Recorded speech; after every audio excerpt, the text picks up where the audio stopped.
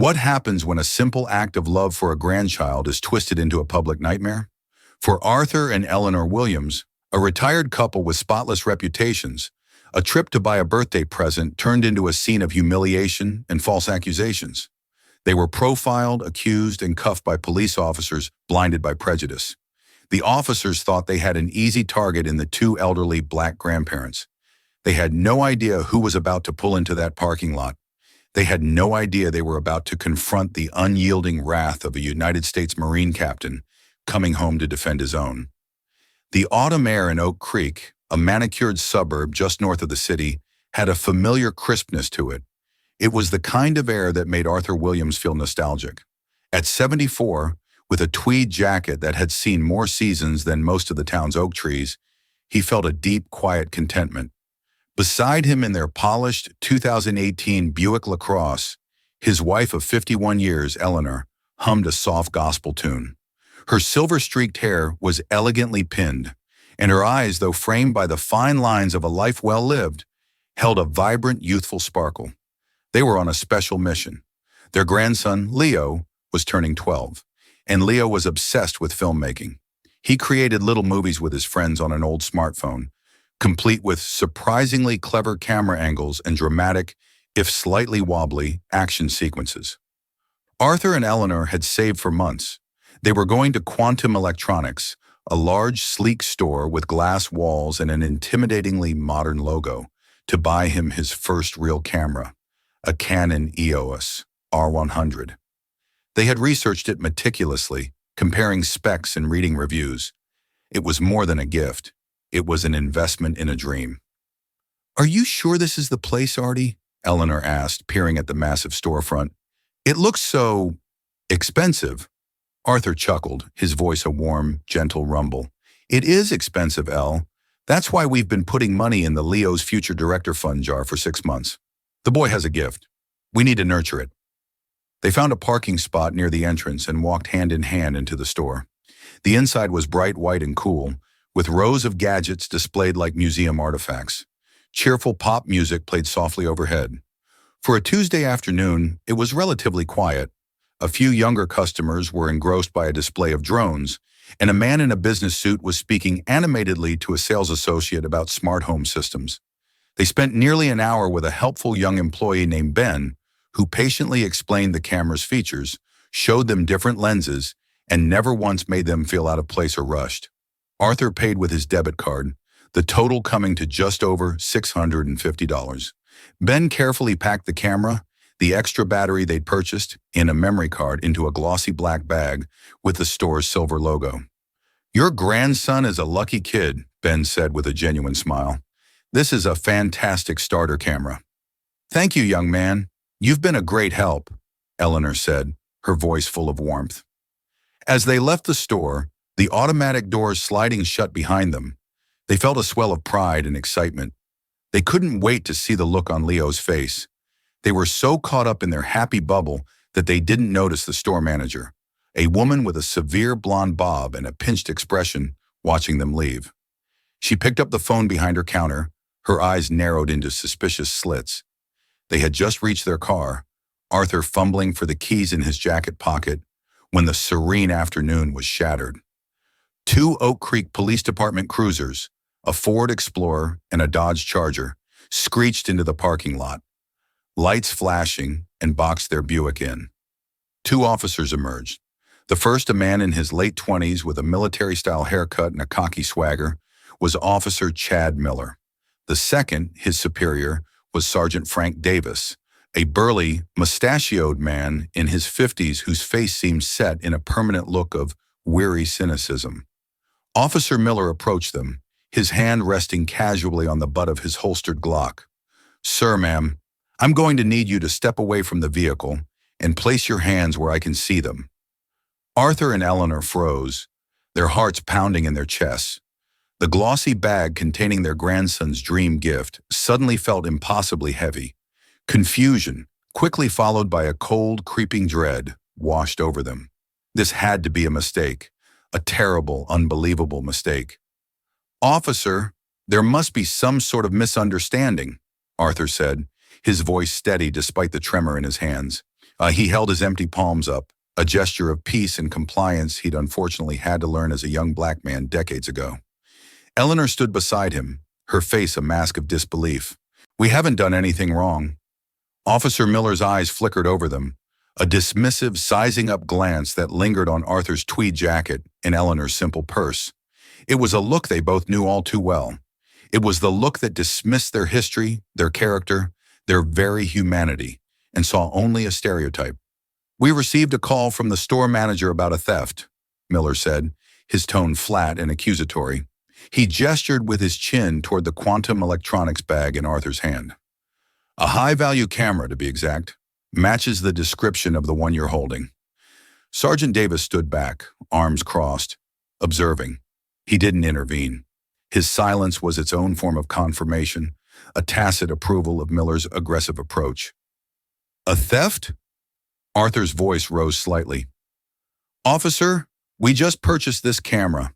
I have the receipt right here in my wallet." He made a slow, deliberate move toward his back pocket. "Hold it!" Miller snapped, his hand tightening on his weapon. "Don't you move. Just stay right where you are."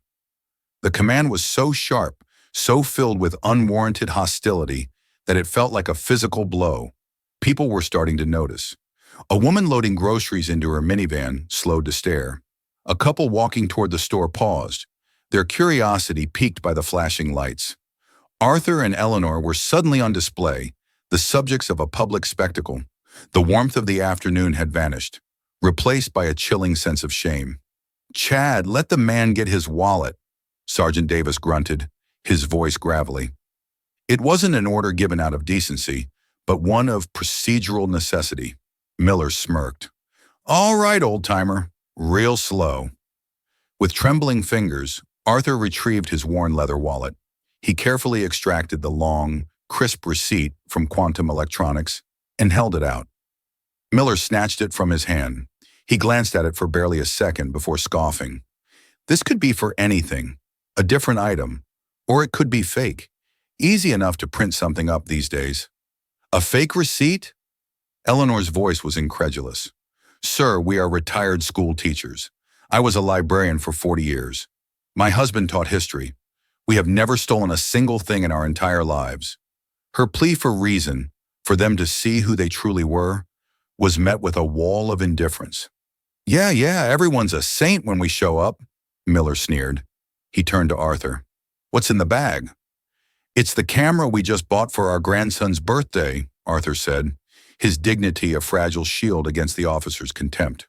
"Open it," Miller commanded.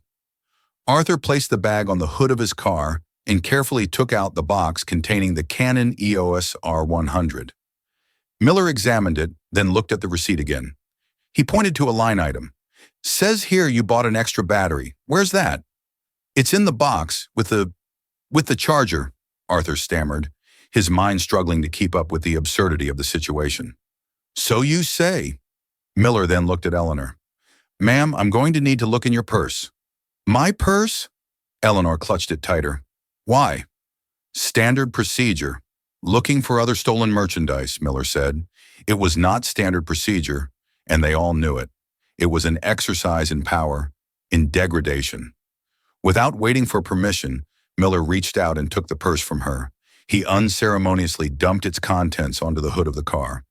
A wallet, a tube of lipstick, a small Bible, a packet of tissues, reading glasses. A small framed photo of their son Marcus, in his Marine Corps dress blues, clattered onto the metal. Miller picked up the photo, glanced at it, and tossed it back down with the rest of the items, his face impassive. The casual disrespect for the image of their son, a man who had served his country for over 15 years, was a fresh, deep cut. It was then that the store manager, Karen Vickers, walked out, flanked by a nervous-looking security guard. She pointed a perfectly manicured finger at them. "That's them," she said, her voice loud and self-righteous. "They were acting very suspicious. They lingered in the camera section for a long time, and I saw him slip something into her purse when they thought no one was looking." It was a blatant, venomous lie. Arthur felt the air leave his lungs. He looked at this woman, a complete stranger, who was casually and cruelly dismantling their lives on the asphalt of a parking lot. Ma'am, that is not true, Aunt, Arthur said, his voice shaking with a mixture of anger and disbelief. We spoke to a young man named Ben. He helped us. Look at your own security cameras. Our cameras in that section have been glitching all day, Karen said smoothly, a lie she had clearly prepared. But my eyes work just fine. That was all Miller needed. All right, that's enough, he declared, pulling out a pair of handcuffs. You're under arrest for suspicion of felony theft. Arrest! Eleanor gasped, her hand flying to her mouth. Tears welled in her eyes. You can't be serious. Put your hands behind your back, sir, Miller ordered Arthur. The cold steel of the handcuffs bit into Arthur's thin wrists. The click of the cuffs locking echoed in the stunned silence. At 74 years old, Arthur Williams, a man who had mentored hundreds of students and served as a deacon in his church for 30 years, was being treated like a common criminal. Miller then moved to Eleanor. Ma'am. No, she whispered, tears streaming down her face. Please don't do this. Sergeant Davis, who had been a silent observer, finally stepped forward. He took the cuffs from Miller. I'll handle this, Chad. His touch was marginally gentler as he cuffed Eleanor, but the result was the same. The degradation was absolute. As they were led, stooped, and shamed toward the back of Miller's cruiser, Arthur saw the faces of the onlookers. He saw pity in some, morbid curiosity in others, and in a few he saw a flicker of confirmation. The ugly, prejudiced belief that this was just how things were. The weight of that injustice was heavier than any handcuffs. He and his beloved Eleanor were being erased, replaced by a caricature drawn by bigotry.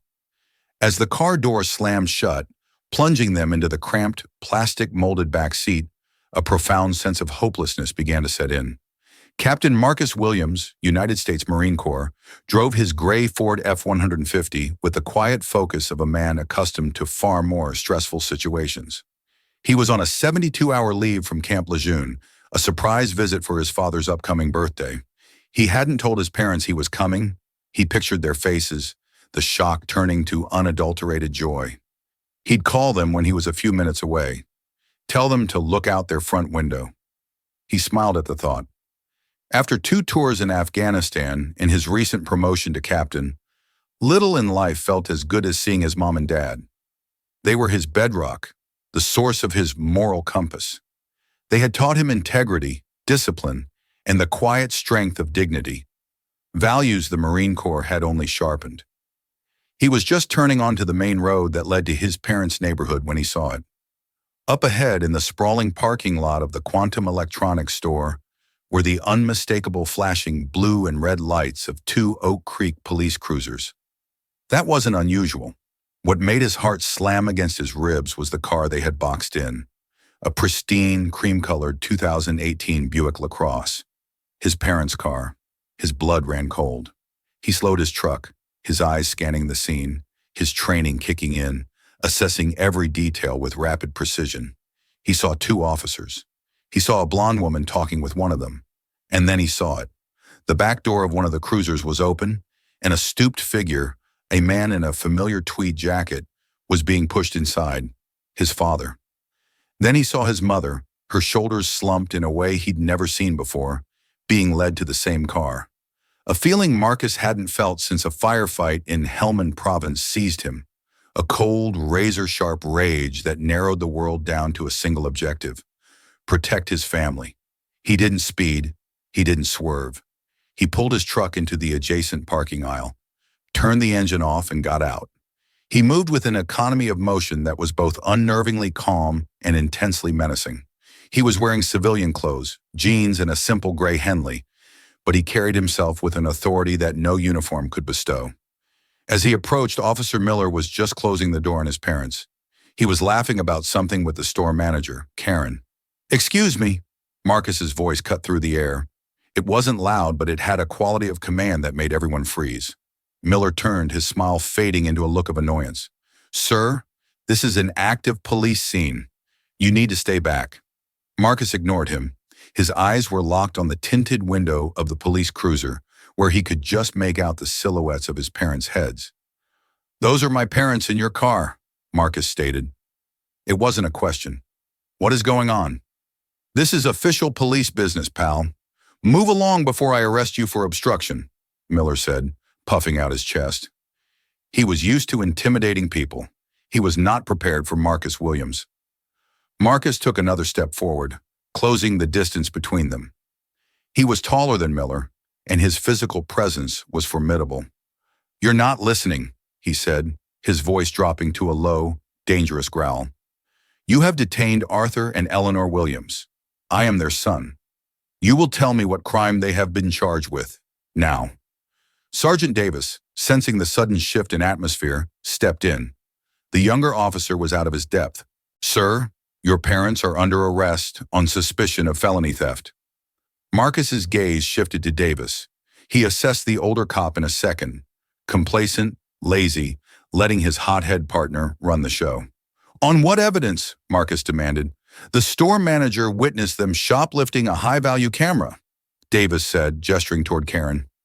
Marcus's eyes fell on Karen Vickers, who shrank back slightly under his intense scrutiny. Then he looked at the open bag from Quantum Electronics sitting on the hood of his parents' Buick, next to the scattered contents of his mother's purse.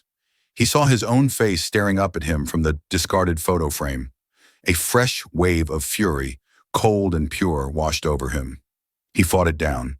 Emotion was a liability. He needed to be methodical. "They purchased that camera," Marcus said. "My father would have a receipt."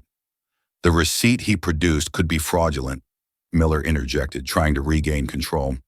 "And the witness statement is enough for probable cause." "So a woman who works on commission," Marcus began, his voice dripping with contempt as he looked at Karen, "makes a baseless accusation against two elderly black patrons. You ignore their receipt. You don't verify with the cashier who sold it to them. You don't review the store's security footage. Instead, you immediately cuff two senior citizens in a public parking lot based on a single, unsubstantiated claim. Is that a correct summary of your police work, Sergeant?" Davis's face reddened slightly. Phrased like that, it sounded bad. "We are conducting an ongoing investigation." "No," Marcus said, his voice like flint. "You're done conducting it. Your investigation is over. You're now going to conduct a new one, with me. First, you're going to call your supervisor and have him meet us here. Second, you are going to get the security footage from this store for the last hour. All of it, not just from the glitching camera section. And third," he took another step closer, his eyes boring into Miller's, "you are going to take my parents out of that car, uncuff them, and let them sit in their own vehicle while we sort out the mess you've made." Miller laughed, a short, ugly bark. "You don't get to give us orders, buddy." Marcus stood still for a moment. Then he reached into his back pocket and pulled out his wallet. He didn't show a driver's license. He flipped it open to his military ID. "Captain Marcus Williams, United States Marine Corps," he said, his voice ringing with authority. "I've commanded 200 Marines in combat zones. I know what a chain of command looks like. I know what proper procedure is. And I know a civil rights violation when I see one. You have 2 minutes to get my parents out of that car before my next call is to the ACLU and the best civil rights attorney on the East Coast. Your choice, Sergeant." Sergeant Davis looked from the ID card to Marcus's unflinching eyes. He saw no bluff. He saw a man who would burn their entire world to the ground to protect his family. The sweat on Davis's brow suddenly felt very cold. This situation had just spun violently out of his control. The dynamic in the parking lot had shifted as if a switch had been thrown. The smug confidence of Officer Miller evaporated, replaced by a sullen, resentful silence. Sergeant Davis, a man who had coasted through the last decade of his career by avoiding paperwork and conflict, was now faced with a mountain of both. Karen Vickers, the store manager, looked pale and nervous, her fabricated story beginning to feel like a very flimsy shield. Davis made the call. He spoke in low, clipped tones to his shift commander, Lieutenant Allen. He tried to frame it as a simple misunderstanding that was being handled, but Marcus, standing just a few feet away, could hear the tremor of anxiety in his voice. While Davis was on the phone, Marcus turned his attention back to Miller. "The keys," he said, holding out his hand. "Give me the keys to their cuffs." Miller hesitated, looking toward his sergeant for guidance. Davis, still on the phone, gave a short, sharp nod. With ill grace, Miller handed them over. Marcus walked to the cruiser and opened the back door. The relief that washed over Arthur and Eleanor's faces was so profound, it was heartbreaking. "Marcus," Eleanor whispered, tears starting anew, but this time from relief. "I don't understand." "You don't have to, Mom," Marcus said softly, his voice gentle for the first time since he'd arrived. "I'm here now. I'll handle it." He expertly unlocked their cuffs. The red, angry marks on their thin wrists sent another spike of rage through him, but he kept his expression calm for their sake. He helped them out of the car, his hands steady and supportive on their elbows. He walked them to their own Buick, opened the doors for them, and made sure they were seated comfortably before closing the doors, giving them a space of privacy and dignity away from the prying eyes of the officers and the growing number of onlookers. He then retrieved his mother's belongings from the hood of the car, carefully placing everything back in her purse, lingering for a moment on the photo of himself before tucking it safely inside. By the time Lieutenant Allen arrived, a weary-looking man with salt and pepper hair, the scene was set. Marcus met him halfway. He gave a brief, factual, and damning account of what he had witnessed and what his parents had told him. He omitted no detail: the dismissal of the receipt, the lie about the glitching cameras, the public humiliation, the refusal to investigate before arresting. "Lieutenant," Marcus concluded, his tone respectful but firm, "my father is a retired history teacher. My mother was a librarian. They have lived in this county for 51 years and have never even had a speeding ticket. The actions of your officers today were not just unprofessional, they were a clear-cut case of racial profiling resulting in false arrest." Lieutenant Allen listened, his face growing grimmer with every word. He looked at Miller, then at Davis, then at the visibly shaken store manager. "Sergeant, get the store's security footage. Now," Allen ordered. "And not just from the manager. I want to speak to your corporate loss prevention. Get them on the phone." Karen Vickers began to stammer. "Well, like I said, the cameras in that section—" "I don't care about that section," Allen cut her off, his patience clearly gone. "I want footage from the front entrance, the checkout counters, and the main floor. I want to see every second from when Mr. and Mrs. Williams entered this store until they left." He turned to a third officer who had arrived with him. "Go inside with her. Make sure we get what we asked for." While they waited, Marcus walked over to the young sales associate, Ben, who had been watching the entire drama unfold from a distance, looking horrified. "You're Ben?" Marcus asked. Yes, sir," the young man stammered. "You sold my parents a camera about an hour ago?" "Yes, a Canon EOS R100 and an extra battery and a memory card. They were so nice. They told me all about their grandson, Leo," Ben said, speaking in a rush. "I rang them up myself. I saw him pay with his card. I don't understand why this is happening." "Would you be willing to state that to the lieutenant?" Marcus asked. "Absolutely," Ben said without hesitation. Marcus led him over to Lieutenant Allen, and Ben gave his clear, unwavering account, which directly contradicted the manager's story. The foundation of the accusation was now crumbling into dust. 40 minutes later, the officer returned from the store's security office with a tablet. Lieutenant Allen, Sergeant Davis, Officer Miller, and Marcus huddled around it.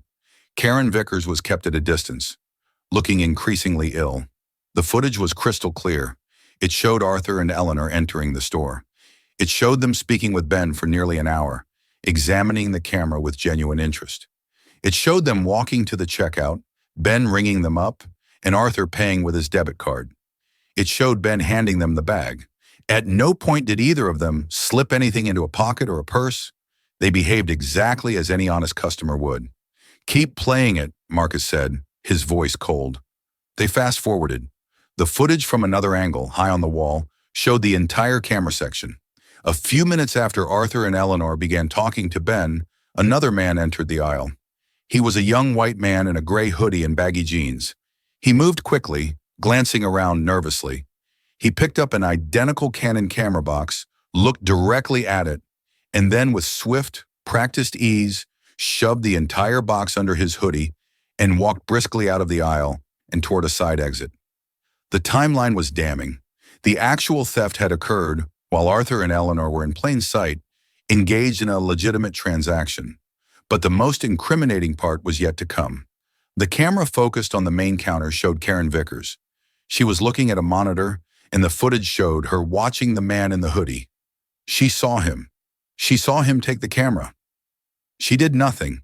Her eyes then darted over to the elderly black couple laughing with the sales associate. She watched them, her expression hardening. After the man in the hoodie was long gone, she watched Arthur and Eleanor leave the store. Only then, after the real thief had vanished, did she pick up the phone to call the police. She had seen the real crime and ignored it, choosing instead to pin it on the Williamses. The silence that followed the video was deafening. Officer Miller's face was ashen. Sergeant Davis refused to meet anyone's eyes, staring at the ground as if it held the answers to his ruined career. Lieutenant Allen took a deep breath. He turned to Marcus. "Captain Williams, on behalf of the Oak Creek Police Department, Marcus held up a hand. "Don't," he said, his voice dangerously quiet. "Don't apologize to me. You're going to apologize to my parents, and then we're going to talk about what happens next. Because this is not over. Not by a long shot." The revelation from the security footage hung in the air, thick and undeniable. The narrative so confidently constructed by Karen Vickers and Officer Miller had not just been disproven.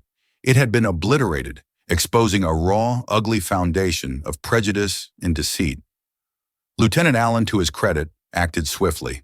His first move was to walk directly over to the Williamses' Buick. Marcus followed, standing back to give him space. The lieutenant addressed Arthur and Eleanor through the open passenger window, his voice laced with a deep professional shame. "Mr. and Mrs. Williams," he began, his hat in his hands. "My name is Lieutenant Allen.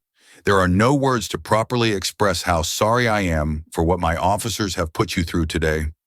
Your innocence is completely and totally verified.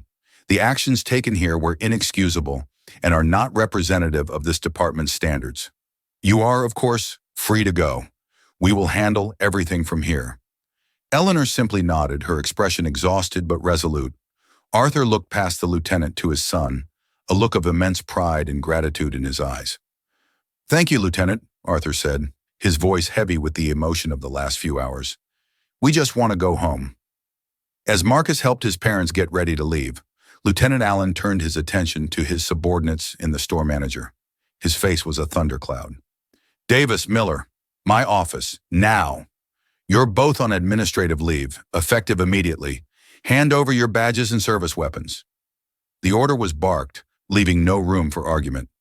Sergeant Davis, looking like a man who had aged 20 years in an hour, complied silently.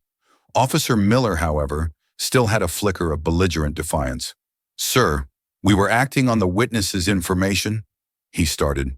"You're on leave, Miller, which means you're to remain silent," Allen snapped, cutting him off. "Internal Affairs will be in touch." He then turned his steely gaze on Karen Vickers, who was now being questioned by another officer.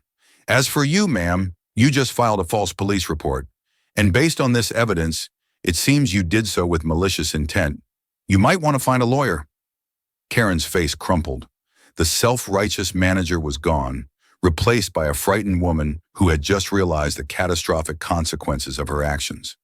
But Marcus wasn't finished. As his parents started their car, he approached Lieutenant Allen one last time. "Lieutenant," he said, his voice low so only Allen could hear. "Administrative leave isn't enough. I want their body camera footage." Allen blinked. "Captain, the store footage was conclusive." "The store footage shows what happened. The body cam footage will show why," Marcus insisted. "It will show their intent. It will record every word they said to my parents, every word they said to each other when they thought no one was listening. It will be the difference between a firing and a criminal conviction for civil rights violations. I'm requesting it formally right now, and I'll be following up with a Freedom of Information Act request tomorrow morning." Lieutenant Allen stared at Marcus, seeing the unbending steel in his eyes. He knew this Marine captain would not let this go. He was going to see it through to the end, no matter what. "I'll have it pulled," Allen conceded with a sigh. The next 48 hours were a whirlwind. The Williams family retained the services of a top civil rights attorney, a man Marcus had been given the name of by a contact in the Judge Advocate General's Corps. The local news got wind of the story, and it exploded. "Decorated Marine Captain intervenes as local police falsely arrest elderly parents" was the headline that flashed across the state. The body camera footage was the final devastating nail in the coffin for Miller and Davis. As Marcus and their lawyer watched it in a sterile office, the audio painted an even more sickening picture than the security video. It began in Miller's car as they were driving to the scene. "Another call from Quantum," Miller's voice said with a sigh. "Manager Karen says she's got a couple of suspicious ones hanging around the high-end cameras." "Let me guess the description," Davis's voice responded, thick with cynicism. "You got it in one, Frank," Miller chuckled. "Bet you $1 they drive something old and flashy." The footage showed their arrival, their immediate aggressive stance. But the most damning audio came after they had cuffed Arthur and Eleanor and placed them in the car. Miller had muted his microphone, a violation of department policy, but had failed to do it correctly. His conversation with Davis was still faintly but clearly audible. "Piece of cake," Miller was saying. "Old-timers like that, they're either genuinely senile and forget they took it, or they think they can get away with it. We'll get a quick confession at the station. Easy collar." "You see the way he looked at me?" Miller continued, referring to Arthur. "Trying to pull that dignified old man routine. They always do." There was no talk of evidence, no concern for procedure, just a smug, prejudiced assumption of guilt based on nothing more than the color of their skin and their age. They had decided the Williamses were criminals the moment they got the call, and every action they took was to confirm that preconceived notion. When combined with Karen Vickers' deposition, in which, under pressure from her own company's lawyers, she admitted to having a bad feeling about the Williamses and ignoring the actual thief because she was flustered, the case was airtight. It was no longer about a simple mistake. It was a clear, documented conspiracy to frame an innocent couple, born from the ugliest corners of prejudice. The truth, in all its devastating detail, was now fully exposed. The fallout was not just swift, it was brutal. The gears of justice, once kick-started by Captain Marcus Williams, began to grind with relentless efficiency, and the karmic blowback for the three individuals responsible was devastating. For Officer Chad Miller, his career in law enforcement was over before it had barely begun. The internal affairs investigation, bolstered by the body cam footage and Marcus's formal complaint, was a slam dunk. The Oak Creek Police Department fired him for gross misconduct, violations of protocol, and conduct unbecoming an officer. But it didn't end there.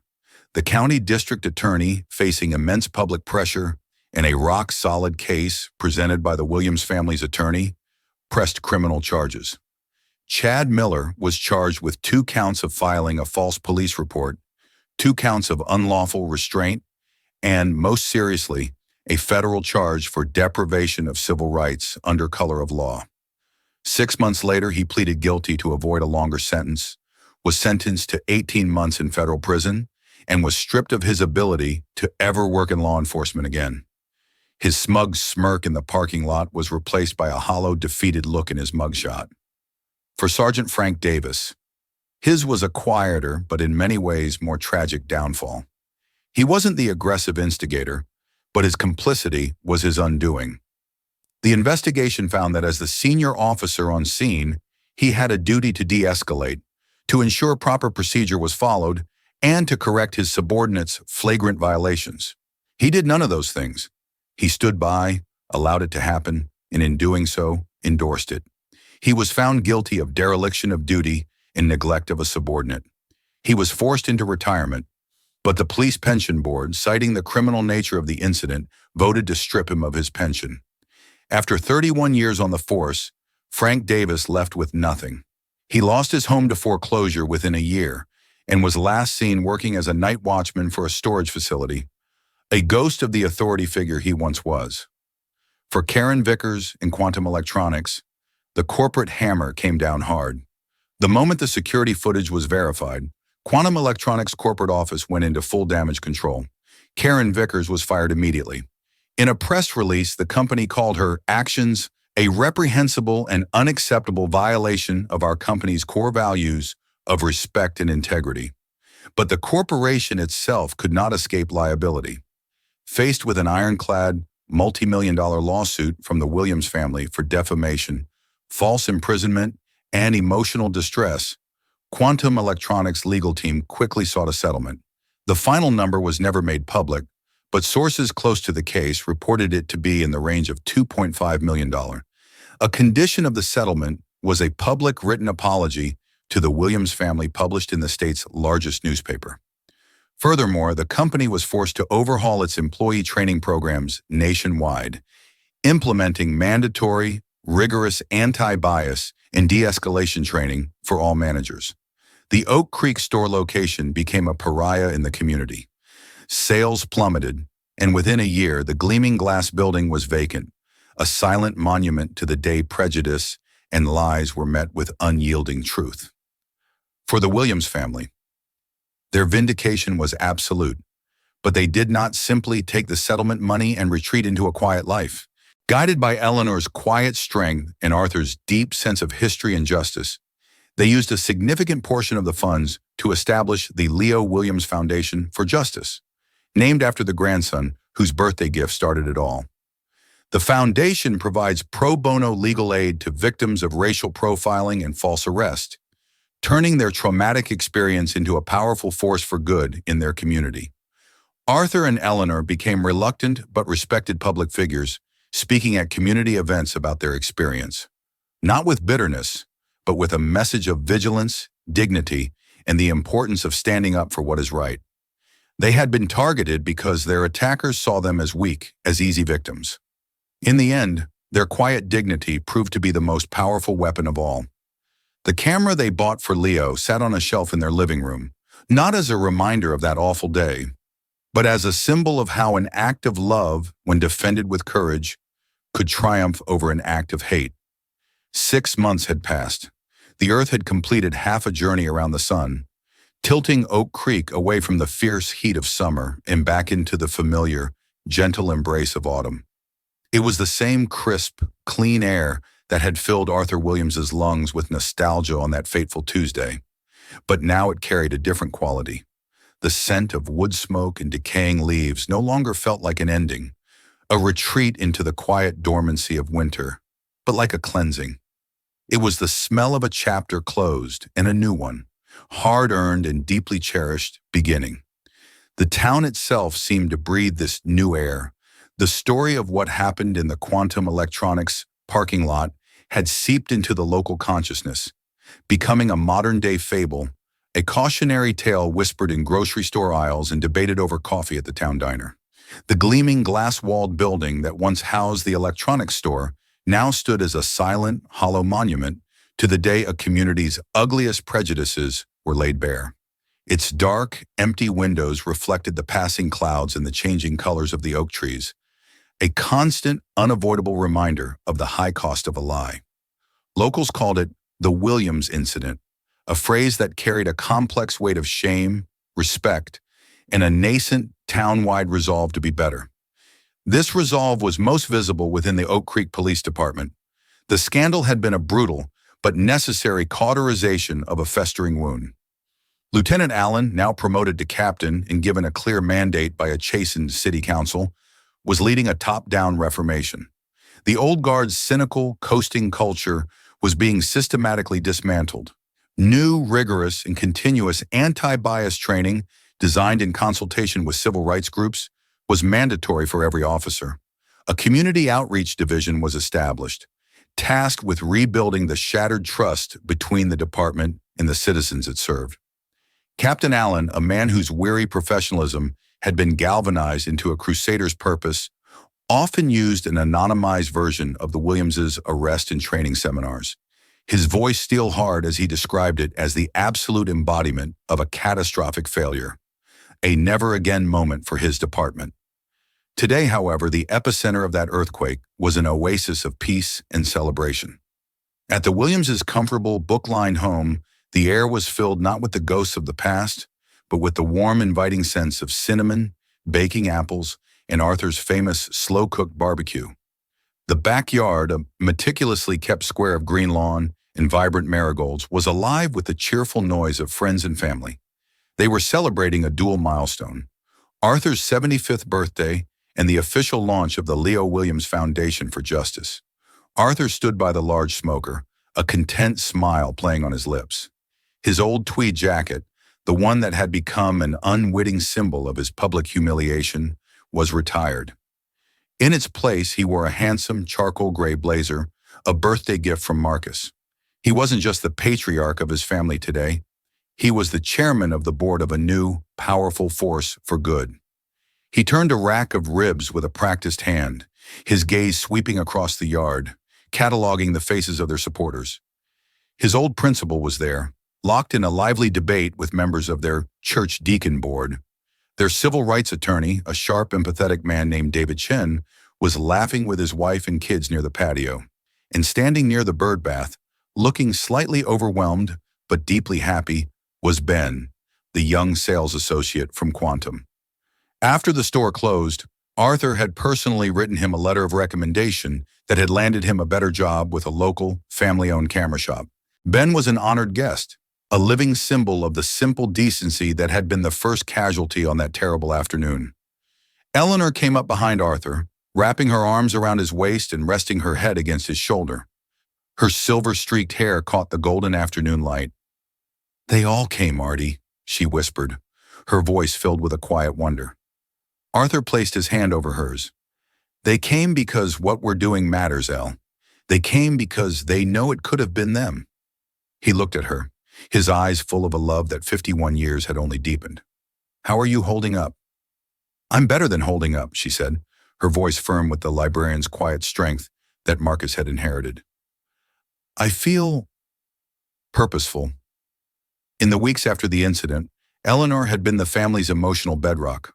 While Arthur wrestled with the historical echoes of the injustice and Marcus channeled his anger into strategic action, Eleanor focused on the human cost. She had spent hours on the phone, not with lawyers, but with other families in the state who had reached out after hearing their story. Families who had endured similar humiliations without the resources or the Marine captain's son to fight back.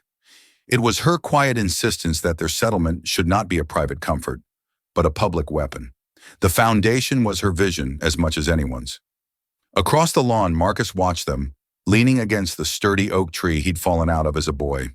He was on a planned leave this time, the surprise replaced by a profound sense of rightness. He held a simple mug of coffee, its warmth a small comfort against the autumn chill. He saw the genuine peace on his parents' faces, a peace he had fought to restore. The fight had been ugly, exhausting, and had stirred a rage in him that felt dangerously primal. It was one thing to face a declared enemy on a foreign battlefield. It was another thing entirely to face an insidious, smiling prejudice at home, aimed at the two people who constituted his entire world. This battle hadn't been won with a rifle or a tactical plan, but with cellular data, video footage, and the unbending steel of his resolve. He had learned that a Freedom of Information Act request, wielded correctly, could be as powerful as an airstrike. His father caught his eye and beckoned him over. "Captain," Arthur said, his voice brimming with pride, "come settle a debate for your old man. My principal here thinks the turning point was the security footage. I maintain it was when you showed them your military ID." Marcus smiled and shook the principal's hand. "Respectfully, sir, you're both wrong," he said, his gaze shifting to his father. "The turning point was when you and Mom decided 51 years ago to build a life based on integrity. It was when you taught me that our name, our character, was the only thing no one could ever take from us. Everything else was just a tactic to defend that truth." Arthur's eyes welled slightly. He clapped his son on the shoulder, a wordless gesture of overwhelming love and gratitude. The center of the party's gravity, however, was not the celebrated elders or the decorated son. It was a 12-year-old boy with a shock of black hair and a look of intense concentration on his face. Leo, the budding filmmaker, the unwitting catalyst for this entire saga, was in his element. He moved through the crowd with the Canon EOS R100, the camera now feeling like a natural extension of his arm. It was no longer just a birthday gift. It was a legacy, a tool, a responsibility. He wasn't just passively recording the event. He was creating a document. He was conducting short, earnest interviews, his voice barely audible over the party's hubbub. He pulled his great-aunt aside and asked her to tell the story of when his grandfather stood up to a segregated bus driver in 1968. He cornered Ben and asked him, "What did you think when you first saw my grandparents?" Ben, flustered but charmed, answered honestly, I thought they looked like they were very much in love and really excited to buy a present for their grandkid. Later, Leo approached Marcus, who was now sitting on the porch steps. Uncle Marcus, he began, framing the shot carefully. Can you tell me, were you scared that day? Marcus looked at his nephew, truly seeing him for the first time not as a child, but as the future storyteller of their family. He considered the question with the seriousness it deserved. Scared isn't the right word, Leo, he said slowly. In combat, you feel fear because things are chaotic and unpredictable. When I saw what was happening to Grandma and Grandpa, I didn't feel fear. I felt clarity. I saw a wrong that had to be righted. I had a clear objective, and I will never, ever be scared of doing what's right for our family.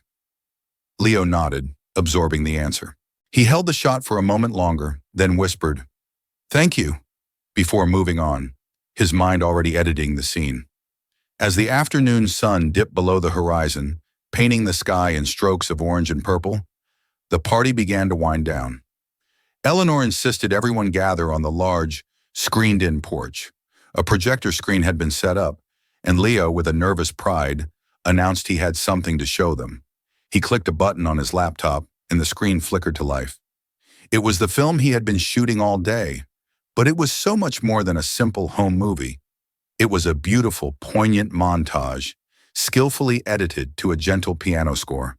He had woven in shots of the party, of people laughing, eating, and embracing, with scanned images from old family albums. There was Arthur in his dusty classroom, a younger Eleanor surrounded by stacks of books in her library, their wedding photo from 1974, a picture of a tiny Marcus taking his first steps. He intercut these with his new interview footage, Ben's earnest face, his great-aunt's knowing smile, his uncle's resolute gaze. The film told a story not of trauma, but of character. It was a visual argument, presenting incontrovertible evidence of a life well lived, of a family built on love, faith, and quiet dignity. The final sequence was a slow, deliberate zoom into a shot Leo had taken earlier in the day. It was Arthur and Eleanor standing by the now empty grill, her arms around his waist, his hand covering hers. They were looking directly at their grandson behind the camera, and their faces were alight with a love that was both deeply personal and universally understood. As the image faded to black, a simple title appeared on the screen, The Williamses. A reverent silence held the porch for a moment, thick with emotion. Quiet sniffles could be heard from the back row. David Chen, the attorney who had seen the ugliest side of the case, reached over and squeezed Arthur's shoulder. Eleanor dabbed at her eyes with a handkerchief, her face a perfect portrait of pride and love. It's wonderful, Leo, she said, her voice trembling slightly. Arthur, his voice thick and gravelly, looked at his grandson, who was trying to hide a huge grin. It's a masterpiece, son, he declared. Then he corrected himself, his history teacher's mind making the crucial connection. No, it's more than that. It's a primary source document. You captured the truth, and the truth we learned is the only thing that matters. As Leo looked at the image of his grandparents frozen in his memory and now on the screen, he finally understood the full weight of the gift in his hands. The camera wasn't just for making up stories. It was for telling the true ones. It was for capturing the evidence of a person's soul, for documenting the character that no false accusation could ever truly tarnish. The truth of his family, he knew with the sudden, profound certainty of a 12-year-old who had witnessed a quiet miracle, was the most powerful story he would ever tell.